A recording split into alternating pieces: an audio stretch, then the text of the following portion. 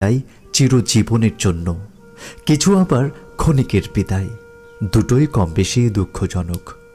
এক ঝাঁক নক্ষত্রের একদিন ধূমকেতুর মতো আবির্ভাব হয়েছিল। তারা আজ চোখের অন্তরালে অনেক দূরে চলে যাবে। জানি এভাবে আর দেখা হবে না। নক্ষত্র পতন হয় আমরা জানি। যে তারার আলো আজ আমরা দেখছি সেটা অনেক আগের আলো।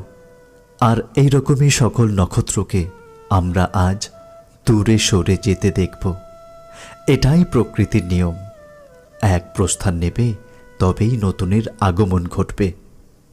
যাদেরকে নিয়ে এত উল্লাস, আনন্দ, দুঃখ বেদনার মাঝেও ভালো ছিলাম, তাদেরকে আজ দুঃখ ভারাক্রান্ত হৃদয়ে সময়ের শাসন মেনে বিদায় জানাতে হচ্ছে।